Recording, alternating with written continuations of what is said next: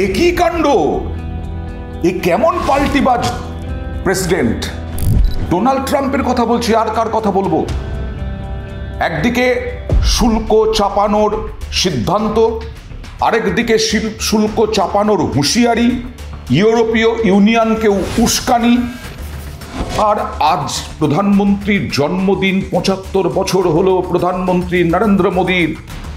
যে প্রধানমন্ত্রী নরেন্দ্র মোদী ডোনাল্ড ট্রাম্পের বহুবার আক্রমণ সত্ত্বেও কোনো মুখ খোলেননি, ভদ্রতা আমাদের দেখিয়েছি, বারবার আমাদের দেশ দেখিয়েছে, সেই প্রধানমন্ত্রীর আজকে জন্মদিন। সেই জন্মদিনে উইশ তো করবেনই। কে করবেন? Donald Trump. সবাই করছেন, তিনিও করেছেন। কিন্তু এ কি কথা বললেন ডোনাল্ড ট্রাম্প? কথার খেই হারিয়ে ফেলছেন। কখন কি বলছেন ভেবে পাচ্ছেন না? কোনো কি গন্ডগোল হচ্ছে? বুঝতে পারছি না আসলে। মঙ্গলবার রাতে ভারতীয় সময় প্রেসিডেন্ট ডোনাল্ড ট্রাম্প মোদিকে শুভেচ্ছা জানাতে ফোন করলেন, আর সমাজ মাধ্যমে, সোশ্যাল মিডিয়ায় মোদি তার প্রত্যুত্তর দিয়েছেন, ধন্যবাদ জানিয়েছেন, কৃতজ্ঞতা প্রকাশ করেছেন। কি বললেন? ৭৫তম জন্মদিনে শুভেচ্ছার জন্য অসংখ্য ধন্যবাদ বন্ধু, এটা বলেছেন নরেন্দ্র মোদী। তার আগে তিনি কি বললেন? তিনি মানে ডোনাল্ড ট্রাম্প, যিনি এখনো মনে করেন সর্বাধিনায়ক, যিনি এখনো মনে করেন গোটা বিশ্বের দাদা। তিনি বললেন, রাশিয়া ইউক্রেন সংঘাতের শান্তিপূর্ণ সমাধানের জন্য আপনার উদ্যোগকে আমরা সমর্থন করি। এ কি পাল্টিবাজ! তাহলে শুল্কটা ওঠাচ্ছেন না কেন? আপনি তো আপনার দেশ, আপনি বারবার বলে যাচ্ছেন যে রাশিয়া থেকে ভারত তেল আমদানি করছে, তার জন্যই শুল্ক চাপানো হয়েছে, এবং রাশিয়া নাকি ভারতের টাকা দিয়ে ইউক্রেনের যুদ্ধ জারি রেখেছে। আর এখন কি বলছেন? আবার বলি, বিশ্বাস হয়তো হচ্ছে না আপনাদের। রাশিয়া ইউক্রেন সংঘাতের শান্তিপূর্ণ সমাধানের জন্য আপনার উদ্যোগকে সমর্থন করি। এই তো কিছুদিন আগে এসসিও বৈঠকে, অর্থাৎ সাংহাই বৈঠকে, সেখানে বহু দেশ জড়ো হলো। প্রধানমন্ত্রী Narendra Modi, Xi Jinping, Putin তারপরে বললেন যে চীনের অন্ধকারে ভারত এবং রাশিয়াকে হারিয়ে ফেলেছি। আপনি শুল্ক তো কমালেনই না, বরং তারপরে আমি প্রতিবেদন করেছিলাম যে ইউরোপীয় ইউনিয়ন দেশগুলোকে উস্কাচ্ছেন ডোনাল্ড ট্রাম্প, এবং বলছেন যে রাশিয়া থেকে তেল আমদানি বন্ধ না করলে ১০০% শুল্ক চাপানো হোক। ইউরোপীয় ইউনিয়নের দেশগুলোকে বলছেন, উস্কাচ্ছেন। আর আজকে একই কথা, রাশিয়া ইউক্রেন সংঘাতের শান্তিপূর্ণ সমাধানের জন্য আমরা আপনার উদ্যোগকে সমর্থন করি।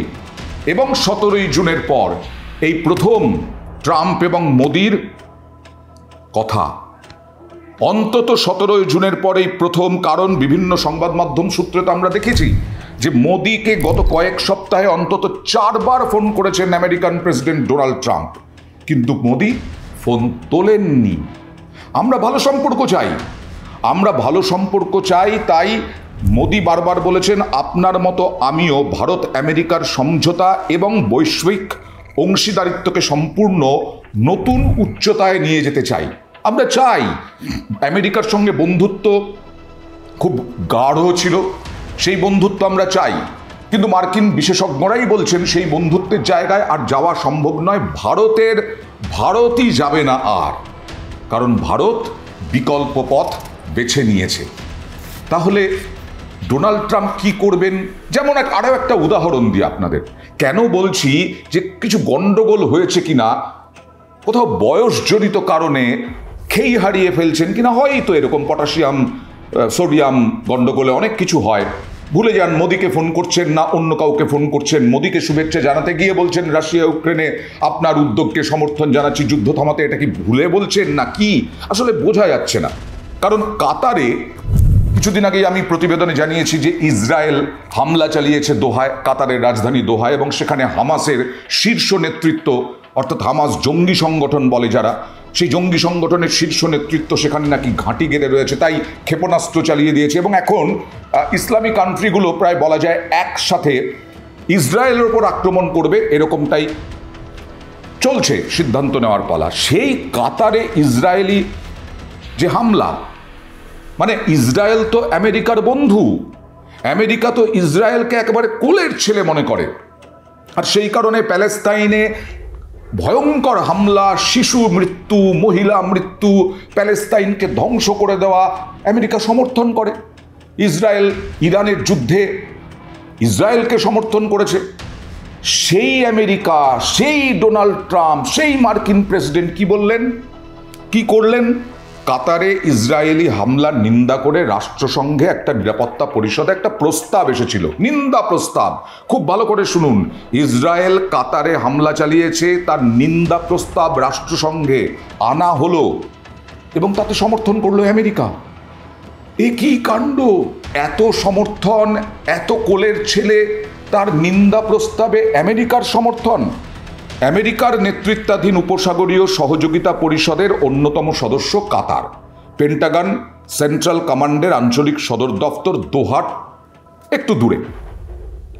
কাতারের রাজধানী দোহায় ইসরায়েলি বিমান হানার নিন্দা করল রাষ্ট্রসংঘের নিরাপত্তা পরিষদ। শুক্রবার পরিষদের বৈঠকে ছিল, ইসরায়েলি হানার বিরোধিতা করে নিন্দা প্রস্তাব পাস হয়ে গেল এবং কাতারের সার্বভৌমত্ব, আঞ্চলিক অখণ্ডতাকে সমর্থন জানানো হয়েছে এই প্রস্তাবে। তাৎপর্যপূর্ণভাবে এত কিছুর মধ্যে ইসরায়েলের বিরুদ্ধে আনা ওই প্রস্তাবে সমর্থন করেছে আমেরিকা। কাতারে আশ্রয় নেওয়া প্যালেস্তাইনি জঙ্গি গোষ্ঠী হামাসের কয়েকজন নেতাকে নিশানা করা হয়েছিল, তারা ওই ডেরায় ছিলেন, এরকমটা ইসরায়েলের দাবি।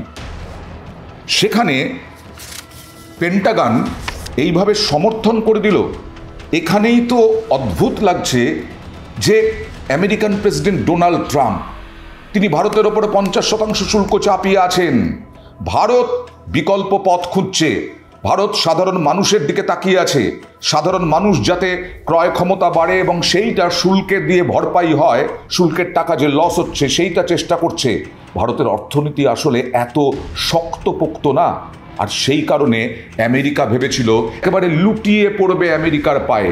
সেটা তো হবেই না। মোদি ফোনই ধরছেন না, ভাবা যায় না। এরকম দিন কখনো আসেনি যে আমেরিকার প্রেসিডেন্ট ফোন করছেন, চারবার ফোন করছেন আমেরিকার প্রেসিডেন্ট, আর ভারতের প্রধানমন্ত্রী তিনি ফোনই ধরছেন না। 193 সদস্যের সাধারণ সভা, জেনারেল অ্যাসেম্বলি, মোট 142টি দেশ। প্যালেস্তাইন, এই প্যালেস্তাইনে পূর্ণ সদস্যপদ, রাষ্ট্রসংঘে প্যালেস্তাইনের পূর্ণ সদস্যপদ নিয়েও ভোটাভুটি হয়েছে। তার মধ্যে 193 সদস্যের মধ্যে 142টি দেশ ওই প্রস্তাবের সমর্থন করেছে, ভারতও সমর্থন করেছে।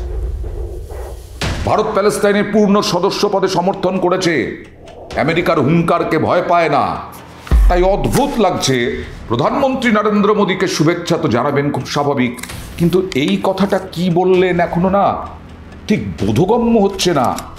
রাশিয়া ইউক্রেন সংঘাতের শান্তিপূর্ণ সমাধানের জন্য আপনার উদ্যোগকে আমরা সমর্থন করি, ঠিক উল্টো কথাই বলছেন। যদিও আর ডোনাল্ড ট্রাম্পকে বিশ্বাস করা যায় না। নরেন্দ্র মোদী তো শুভেচ্ছা জানাবেন, নরেন্দ্র মোদী ধন্যবাদ জানাবেন, কৃতজ্ঞতা জানাবেন, আমরা সর্বতোভাবে ভদ্রতা দেখিয়ে যাব, কিন্তু বিশ্বাস, ভরসার জায়গাটা একেবারে জিরো।